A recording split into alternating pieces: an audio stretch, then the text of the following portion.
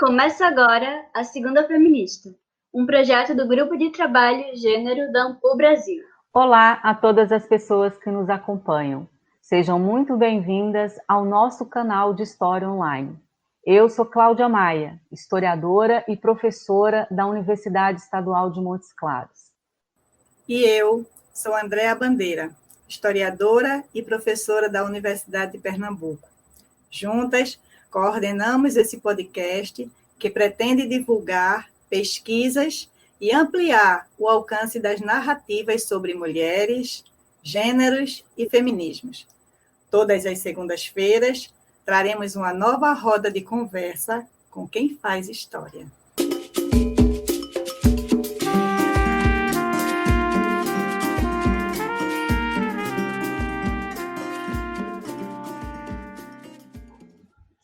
A violência contra mulheres é um fenômeno social e cultural generalizado que atinge mulheres de todas as idades, etnias e classes sociais em todo o mundo ocidental. Ela está fundada na hierarquia e nas desigualdades de gênero que subalternizam as mulheres, concebidas em muitas situações como propriedades de pais, maridos ou parceiros. No Brasil, até os anos 1970, essa violência era invisibilizada, naturalizada, vista como parte dos costumes ou restrita às camadas mais pobres. Foi o barulho das feministas, ao lado de pesquisas acadêmicas, que rompeu o silêncio sobre essa forma de violência, colocou-a no centro das discussões e obrigou a criação de políticas públicas de visibilidade e enfrentamento à violência doméstica e familiar, tais como as delegacias de mulheres nos anos de 1980 e as leis Maria da Penha e do feminicídio mais recentemente. Apesar dos avanços, a violência de gênero, presente entre nós desde a colonização, ainda é uma triste realidade para uma grande parcela de nós mulheres. No podcast de hoje, vamos continuar nossa conversa sobre violência contra mulheres. Nossa convidada é a professora da Universidade Federal do Espírito Santo, Maria Beatriz Nagli, que é também coordenadora do GT Gênero do Espírito Santo. Bom dia, Beatriz. Obrigada por aceitar o convite para essa conversa. Antes de começar, nos conte um pouco mais sobre sua trajetória acadêmica. Agradeço a Cláudia e a André pelo convite. Olha, gente, eu me sinto muito honrada por estar aqui conversando com vocês sobre minhas pesquisas. Quero dizer que essa é uma iniciativa muito legítima e necessária nos tempos obscuros que estamos vivendo. Falar de mulheres, de relações de gênero, de violência contra a mulher, de gênero ou não, por mais que a gente faça isso, não se esgota. E esse tema está presente nas minhas pesquisas há longos anos, desde que fiz o meu mestrado na USP. Lá eu conheci os trabalhos da professora Maria Luísa Marcílio e da professora Eni, que foi minha orientadora. Eu comecei a estudar a família gerenciada por mulheres que foram educadas por casamento e não tiveram uma educação, tipo assim, profissional, mas que tiveram de assumir sozinhas suas unidades domésticas. Eu fiz o questionário e repassei para 130 mulheres, que me deram a franca resposta de que a violência estava presente nos relacionamentos nos quais elas se libertaram. Mas tudo isso ficou em stand-by durante o meu doutorado, que também foi na USP, quando eu estudei inserção das mulheres no mercado de trabalho. Um mercado de trabalho que se abriu no Espírito Santo com a vinda dos grandes projetos industriais para cá, tipo CST na época, a abertura do Porto de Tubarão, da Vale do Rio Doce, a Samarco, enfim, esses grandes projetos, essas grandes indústrias quando vieram para cá, e abriram, na realidade, um grande mercado para absorver a mão de obra feminina. E aí eu estudei essas mulheres que se inseriram nesse mercado e qual foi a mudança na relação que elas tiveram com a instituição casamento. Não com os homens, mas com o casamento como instituição. Bom, a violência de gênero nesses trabalhos, elas apareciam para mim como se me chamasse o tempo todo. Sabe aquele negócio de fontes que chamam a gente? É isso aí. Em todos os estudos que eu fazia, aparecia a violência de gênero, que me atraía muito. Até que comecei a escrever sobre essa temática e daí eu não parei mais. Hoje, eu coordeno o Laboratório de Estudos de Gênero, Poder e Violência da UFES, e junto com o grupo de profissionais e de alunos, a gente pesquisa a violência na cidade de Vitória. Trabalhamos mais especificamente com as denúncias feitas na Delegacia de Atendimento à Mulher, a DEAN, e na Delegacia de Proteção às Pessoas Idosas, a DEP, porque temos o objetivo de mapear a violência nessa cidade. Beatriz, você pesquisa a história das mulheres desde o mestrado, quando estudou as mulheres chefes de família. Depois, no doutorado, você estudou as relações conjugais. Desde então, você vem se especializando no tema da violência contra mulheres, a partir de diferentes fontes e recortes. Por que o seu interesse por essa temática específica da violência? Como eu estava falando com vocês anteriormente, além de o fato das fontes me chamarem, eu tenho uma realidade diária que me impulsiona. Eu moro em Vitória, no Espírito Santo, lugar que esteve durante muito tempo à frente do ranking de cidades e estados mais violentos do Brasil. Aqui na região metropolitana da cidade de Vitória, o índice de violência de gênero levou nossa capital à consideração de ser a cidade mais perigosa para que uma mulher possa viver. Só para vocês terem ideia do que eu estou falando, nosso estado foi o primeiro do Brasil a criar uma delegacia de homicídios e proteção à mulher, a DHPM, no ano de 2010. Essa delegacia tem a finalidade de apurar os crimes contra a vida praticados contra as mulheres. Esses, basicamente, foram os motivos que me impulsionaram a pesquisar sobre a temática da violência de gênero. As delegacias da mulher, que começaram a ser criadas em meados dos anos de 1980, foi efetivamente a primeira medida estatal de enfrentamento à violência contra mulheres. Apesar da sua importância, também é alvo constante de críticas. Você desenvolve pesquisas sobre as delegacias, Beatriz, há muito tempo. Conte um pouco sobre a história da DEAN, daí do Espírito Santo, que você estudou. E nas suas pesquisas, você percebeu se houve algumas mudanças significativas na DEAN após a criação da Lei Maria da Penha? Cláudia, a delegacia especializada em atendimento à mulher vítima de violência, conhecida como DEAN, primeiro era conhecida como DDM, que foi mudando os nomes, ela realmente iniciou no Brasil no ano de 1985. Primeiro em São Paulo, no mês de agosto, depois em outubro no estado do Espírito Santo. E nesse mesmo ano foi criado no Rio de Janeiro o Centro Policial de Atendimento à Mulher, chamado CEPAM. Os cariocas consideram como se fosse a primeira DEAN, mas na realidade a primeira DEAN do Rio de Janeiro foi criada em 86. E o que levou à criação dessas DEANs no Brasil?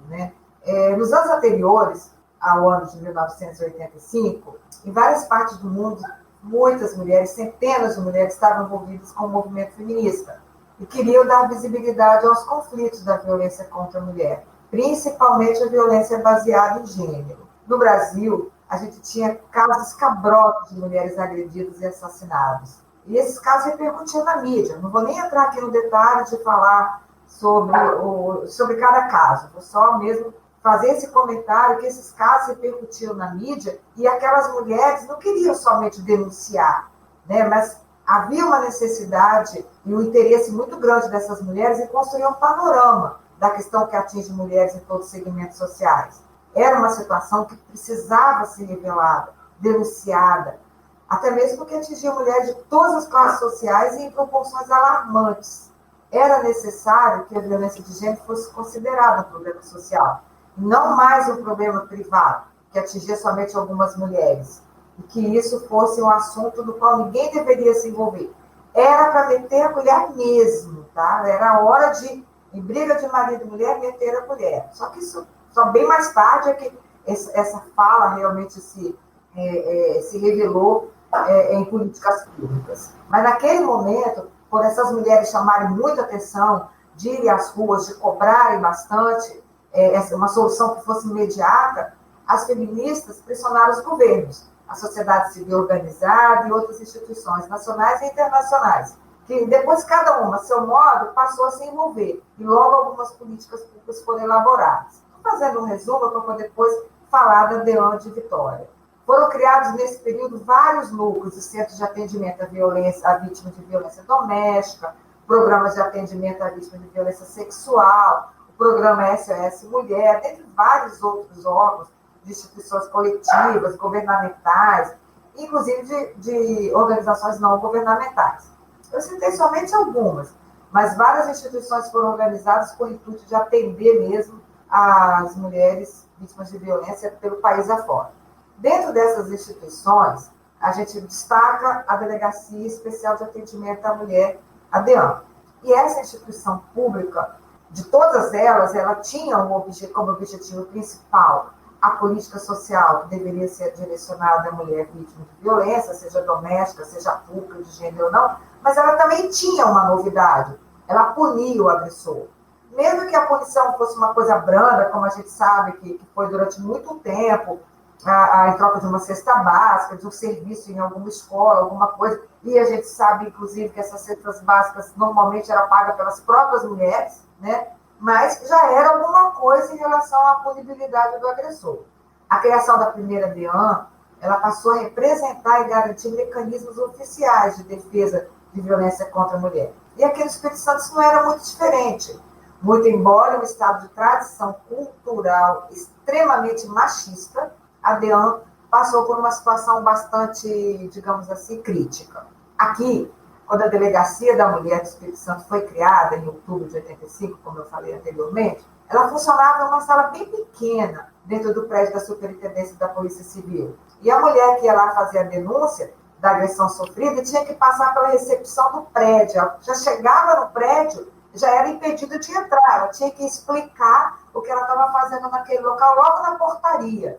Imagina, chegar uma pessoa toda machucada, com o olho roxo, com marcas de sangue, ter que explicar por que ela está ali para um cara que não está nem aí para ela. É um homem que principalmente naquele momento, é completamente diferente do que há hoje. Sabe? As mulheres, quando chegavam nesses lugares, ela tinha que falar o que tinha acontecido com ela, e essa pessoa ficava, às vezes, zombando dela, levava ela para outro lugar, e ainda ia falando para ela, o que você fez para merecer, por ter apanhado? E outras coisas, tipo, vai para casa, seu lugar, aqui não é lugar de mulher, seu marido sabe o que faz, seu marido sabe o que faz, dentre outros impropérios que falava para essas mulheres. Quando elas conseguiam chegar até a salinha da DEAN, e essa sala funcionava dentro da Superintendência da Polícia Civil, que tinha que fazer N atendimentos, né? Desde documentação, que se pegava lá, até atendimento de assassinato, de outras coisas. Bom, enfim, nessa sala, ela sofria mais humilhação, né? Pois lá só tinha gente do sexo masculino, que desconsiderava suas dores e também as aconselhava a não realizar denúncia. Tivemos casos, disse a gente afirmar, que o agressor era uma pessoa de bem, não merecia ser chamada numa delegacia por conta de uma bobagem. Olha, muitas mulheres naquela época deixaram de ir, pois sabiam que iriam sofrer mais humilhações, além das agressões sofridas. E que o fato só o fato delas ir lá e denunciar o agressor não ia dar em nada. Não ia dar em nada. Esse tratamento, obviamente, se encorajava as mulheres a procurar a DEAN. Até hoje, muitas mulheres não procuram ajuda por causa dessa memória machista, que as fazia sofrer mais violência, na realidade, uma violência dupla, né? E por isso a gente tem uma subnotificação enorme aqui no Estado. Por mais que a gente tenha um número imenso de denúncias, a gente também sabe que é muito maior o número de subnotificações, ou seja, mulheres sofrem violências e não vão buscar ajuda. Mas a Lei Maria da Penha, que na realidade modificou um pouco o tratamento que essas mulheres recebem na delegacia, na DEAN, porque hoje nós temos agentes mulheres e a delegada também é do sexo feminino. Como a gente sabe, a Lei Maria da Penha é um marco nas políticas públicas do Brasil. Apesar de termos muita dificuldade até hoje para a sua implementação, mas é uma lei que, se bem aplicada e articulada com as políticas públicas, ela pode avançar muito no que diz respeito às punições, não permitindo que o agressor fique impune e receba penas leves por delito cometido. Além disso, a Lei Maria da Penha se refere à violência doméstica e familiar como uma forma de violação dos direitos humanos. E isso já é muito importante para a gente nos dias de hoje. Por outro lado, eu acho que a lei e o entendimento dos objetivos primários da DEAN tem que avançar mais, principalmente no que diz respeito à mulher que não esteja sofrendo agressão no espaço doméstico e intrafamiliar. Ou seja, uma vez entendida que a lei que atende somente as mulheres em situação de risco dentro das relações conjugais e intrafamiliares, as mulheres que sofrem qualquer tipo de violência que não seja conjugal não pode ser atendida na DEAN. Isso realmente demonstra o quanto ainda precisamos avançar, tanto na Lei Maria da Penha, quanto nos objetivos da DEAN. Na realidade, as denúncias de agressões na DEAN sofreram alterações com a institucionalização da Lei Maria da Penha. Mas, por outro lado, a violência doméstica conjugal contra as brasileiras também cresceu muito. Beatriz, você disse que o Espírito Santo é o estado brasileiro no qual mais mulheres sofrem violência de gênero, o que reforça a importância das suas pesquisas.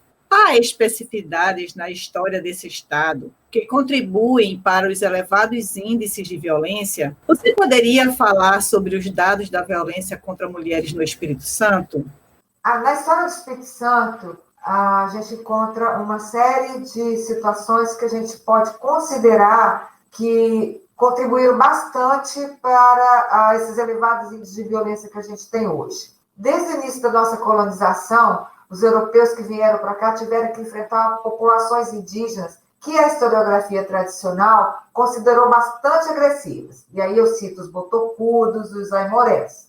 A historiografia tradicional também considera que esse enfrentamento levou a população que veio colonizar o Espírito Santo a ficar impedida de explorar o próprio território que veio para cá para explorar, justamente por causa desses indígenas. E por esse motivo, a nossa sociedade foi ficando isolada, impossibilitada de acompanhar o desenvolvimento das capitanias vizinhas e, por conta disso, permaneceu afastada do movimento econômico desenvolvido pelas sociedades ao redor. Aí, no caso, a capitania do Rio de Janeiro, da Bahia, de Porto Seguro, né? Bom, mas aí a gente pode considerar que o estado do Espírito Santo não só foi totalmente esquecido pela coroa, porque protegia a região das Minas Gerais. Vitória tornou-se uma fortaleza e a capitania se transformou toda em uma barreira. Todos os caminhos das terras capixabas que levavam às Minas foram fechados. E sem estrada, Vitória ficou de frente para o mar e de costa para a floresta atlântica.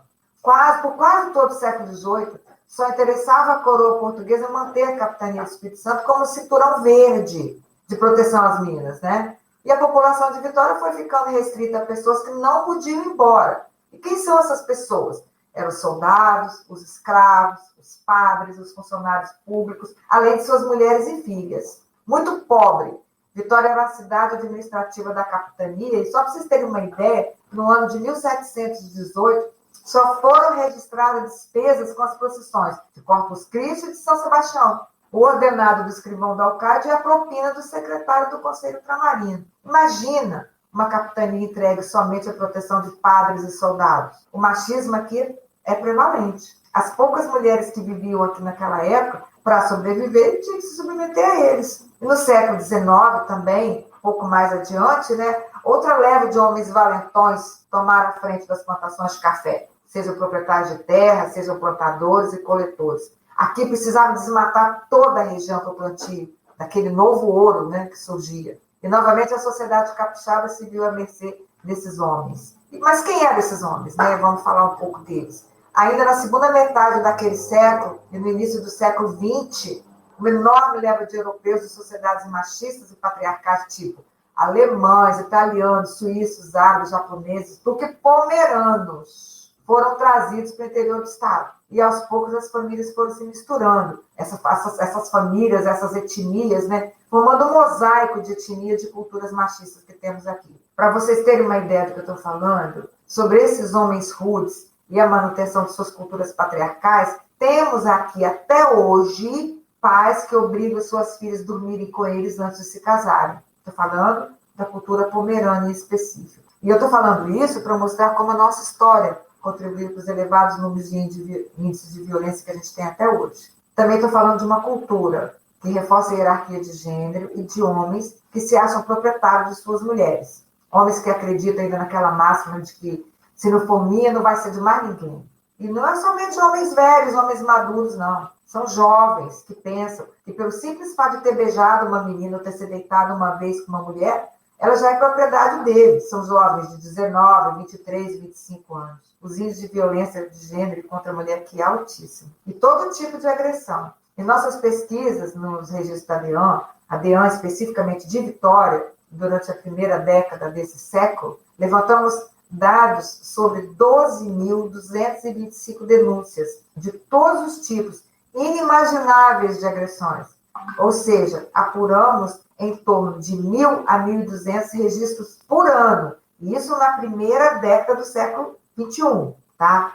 Agora, só no ano de 2017, 14.395 registros de denúncias que ocorreram, que foram registradas na DEAN. Olha, se na primeira década nós tínhamos 12.255, só no ano de 2017 nós tivemos 14.395, tá? Equivale a dizer que ocorreram mais de 1.100 casos por mês, quando a gente tinha lá em torno de 1.000 a 1.200 registros por ano, 266 casos por semana e 39, mais ou menos 39 a 40 registros por dia. Em 2018, o número não alterou muito, não. Ficou em torno de 14.991 casos. Eu digo em torno, porque quando a gente chega na DEAN, a gente conta registros que têm uma numeração sequente e alguns registros, alguns documentos que faltam números. São documentos que saem da DEAN e vão para outro lugar, vão preencher, vão participar de alguns processos, algumas coisas,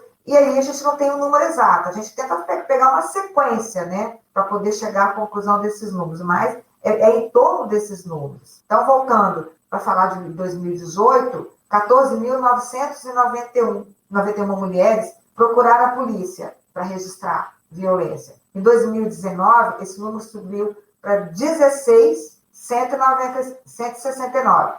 Se na primeira década a gente tinha 12.000 numa década, agora a gente tem 16 em um ano. Para vocês verem como o número de violência no Espírito Santo é grande. E eu estou falando até agora só sobre registro na DEAN. Vamos falar um pouquinho rapidinho sobre feminicídio. Só no ano de 2019, em relação a 2018, o Estado teve um aumento de 60% de assassinatos de mulheres. Em 2019, 89 mulheres foram assassinadas em todo o Estado. E 49% desses casos tiveram características de feminicídio. É muita coisa, né? Agora, em 2020, de janeiro até julho, já foram 55. E todos eles casos de feminicídio. Hoje mesmo, eu estava vendo o jornal e vi um caso de um rapaz, uma moça que se separaram há 4 anos, tem uma convivência tranquila, ele já casou de um lado, ela casou de outro. Segunda-feira da semana passada, ele matou, ajudou ela a fazer uma mudança de uma casa para outra, ajudou ela ficou com o filho do casal, e ele matou. Sendo 35% desses casos, que eu estava voltando a falar desses 55 casos de feminicídio só nesse ano, 35% dessas mulheres eram pardas, 21%. Isso chama atenção, se concentra em 2 faixas etárias. Uma faixa etária de 20 a 24 anos e uma de 30 a 34 anos. Vamos considerar de 20 a 24 anos, são meninas que estão entrando no mercado de trabalho, estão se formando, e a de 30 a 34 anos já são mulheres que já são profissionais. E dessas 55 mulheres, 8% está acima de 55 anos. O que demonstra para a gente que não existe uma faixa etária. Basta ser mulher, em qualquer idade, aqui, o índice de violência é muito grande contra a gente. Gente, porque eu me incluo nelas também, né? Eu sou mulher e estou aqui no Espírito Santo. Então, os dados da violência doméstica e familiar mostram que ela pode ser maior com mulheres em situação de maior vulnerabilidade, ligadas às questões de classe, cor, etnia, idade. Atenta a esses recortes interseccionais, você dedicou alguns dos seus estudos à violência contra mulheres idosas. Fale para nós sobre estas pesquisas e a especificidade da violência direcionada a essas mulheres. Andréia, só para você ter uma ideia do índice de violência em Vitória, no ano de 2010, no Espírito Santo foi criada a primeira delegacia de proteção às mulheres idosas do Brasil, a DEP. E aí a gente começou a trabalhar com essa delegacia no ano de 2014. No ano de 2014, de 2014 a 2016, uma aluna minha, que faz hoje doutorado comigo, a Luciana Silveira, ela fez uma pesquisa nos boletins de ocorrência dessa delegacia. E a partir das informações que ela obteve, a gente montou um banco de dados com muitas informações sobre violência contra as mulheres idosas. Essa delegacia, ela tem o objetivo de investigar os crimes somente contra pessoas idosas, mas não só contra mulheres idosas, mas contra homens e mulheres. E os crimes mais comuns que a gente encontrou lá registrado foram o abandono, as agressões de filhos e netos para obtenção de dinheiro e para o uso de drogas, né? E muitos desses casos dizem respeito, inclusive, à subtração de cartão de aposentadoria. Até esse ano de 2010, os registros contra as pessoas idosas era feito também na DEAN. Não tinha essa diferenciação de idade. Depois que foi criada essa Delegacia de Proteção às Pessoas Idosas, a DEAN passou a não receber mais a denúncia dessas mulheres e elas foram para essa delegacia. Só que lá também homens denunciam, homens idosos, né? Então, lá está misturado. Mas só para vocês terem uma ideia como se dão essas agressões, na primeira vez que eu estive na DEAN, que foi antes da criação dessa delegacia, eu vi uma cena patética e muito triste. Ainda não existia essa delegacia, né? As denúncias eram feitas lá na DEAN. Uma moça de 18 anos havia batido numa avó de 83, porque essa última não quis lhe dar dinheiro para comprar drogas. E nós, eu e uma aluna, ficamos sentadas fazendo pesquisa dentro da DEAN, dessa casa onde a DEAN funciona hoje, que não tem lugar para pesquisa, nada, a gente ficou sentada em cima de um balde virado, olha só a situação que a gente passa, né, para fazer pesquisa nesse país. Viramos um balde ao contrário, sentamos em cima do balde, e o pau estava encostado na parede. E a gente não sabia o que era, até que chegou uma gente e falou assim, dá licença, deixa eu pegar esse pau aqui, porque esse pau aqui é a prova de que a neta bateu na avó. Como? Aí contaram pra gente, olha, foi uma coisa assim, eu saí de lá arrasada. Bom, mas a violência, vamos voltar a falar de um modo geral, a violência contra essas mulheres idosas, elas têm características bem peculiares, né? E como o trabalho dessa minha aluna foi um pontapé inicial para essas pesquisas, vou falar um pouquinho aqui a partir desse trabalho. Mas de início chama atenção para duas coisas. Primeiro, pois ao mesmo tempo que é idosa, ela é mulher. E a violência contra ela tem características de violência de gênero. E aí, isso quer dizer que a violência da mulher idosa é diferente da violência do homem idoso. Observe, por exemplo, que as mulheres idosas elas são vítimas, em primeiro lugar, das desigualdades hierárquicas construídas pelo patriarcado, que tende a colocar o homem numa posição de poder em relação à mulher. E aqui, a gente sabe que a relação de poder, não só do cônjuge em relação à esposa, ou do pai em relação à filha,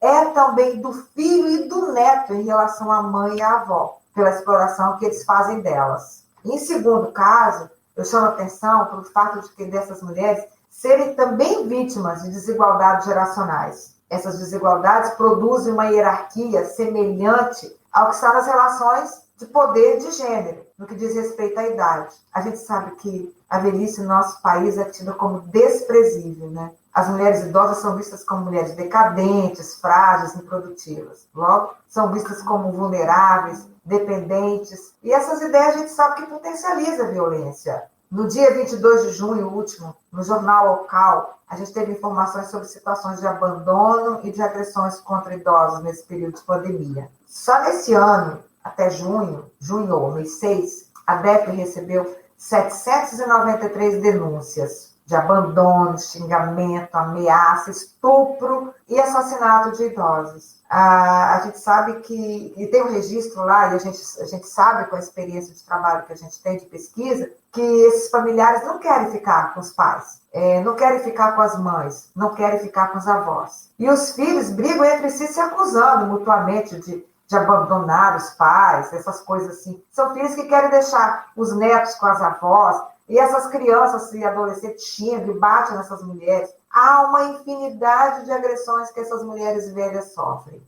Como não há um estudo atualizado sobre violência contra mulheres idosas, eu digo atualizados dentro das minhas pesquisas e da pesquisa dos alunos do laboratório, eu não tenho números para falar para vocês aqui, só tenho esse que eu vi no jornal. Mas eu posso adiantar que pela expectativa de vida das mulheres serem diferentes dos homens, as mulheres ficam mais vulneráveis e por isso elas também estão mais expostas a pauperização da velhice, que é um outro problema, né? E como consequência dessa vulnerabilidade, obviamente, elas ficam mais expostas à violência. Ou seja, né, Beatriz, a violência contra as mulheres idosas também está relacionada com o valor que o próprio sistema capitalista atribui à velhice, né? Bom, a violência doméstica contra mulheres, embora ela possa ser percebida em sua longa duração desde a nossa colonização, ela é ainda um tema relativamente pouco estudado no âmbito da historiografia brasileira.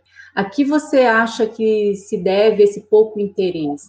E, na sua opinião também, Beatriz, qual a importância da pesquisa histórica sobre essa temática para desconstruir estereótipos de gênero e contribuir para o fim da violência às mulheres? Cláudia, essa pergunta é uma pergunta muito interessante. E eu acho que os estudos históricos sobre a mulher e gênero, que datam dos anos de 1970, realmente são relativamente recentes, se a gente pensar em termos históricos, né? Mas, na realidade, a gente sabe que estudar mulheres nunca interessou as pessoas que escreveram a história até bem pouco tempo atrás, e eu diria até, para reforçar esse entendimento, que em determinadas situações isso ocorre até hoje. A gente observa, por exemplo, que a história política, aquela que predominou nos estudos historiográficos até o fim do século XIX, ela foi escrita por homens que nunca olharam com bons olhos a participação das mulheres em eventos históricos que foram exaltados por eles. Pobres, negros e mulheres são marginais nesses estudos. Até mesmo, por que estudar mulheres, se elas estavam contidas nas histórias dos homens? Esse é o pensamento masculino. Por isso, então, passou-se a estudar a violência de gênero a partir dos anos 70, mais precisamente dos anos 90, porque se a gente pensar direitinho, se não estudar mulheres não era interessante porque as mulheres estavam contidas na história dos homens, estudar violência de gênero, então, passou bem ao largo da historiografia tradicional. Somente no século XX, foi quando a história social se transformou em um marco historiográfico, é que a gente teve condições de se ter um olhar mais aguçado para os papéis sociais dos homens e das mulheres. Mas esses foram estudos que de uma certa forma, foram incentivados e foram instituídos pela Escola dos Análises, mas logo no início só interessava estudar a instituição familiar, não estudar os membros da família. Os indivíduos que compunham a instituição familiar só se tornaram importantes para a história após os anos de 1970. E assim mesmo, a mulher só teve sua vida estudada a partir dos estudos da infância. Foi a ligação das crianças com as mães que fizeram com que os olhares dos historiadores sociais se voltassem para as mulheres. E é a partir daí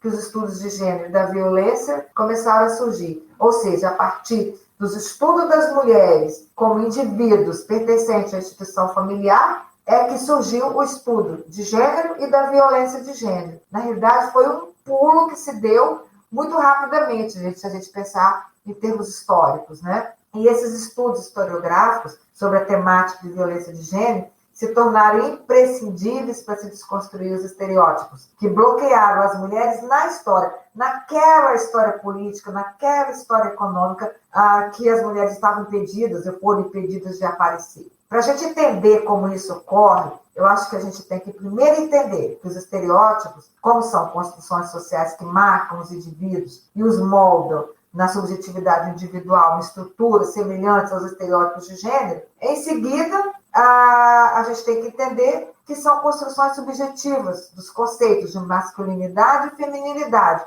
que se encontram presentes, por exemplo, no autoconceito. Quando a gente começa a estudar estereótipos de gênero, e principalmente os estereótipos que nos afastaram da historiografia tradicional, é que a gente vai ver que os estudos históricos da produção de subjetividade podem influenciar uma produção historiográfica diferente daquelas tradicionais e contribuir enormemente para pôr fim à violência contra a mulher, seja de gênero ou não.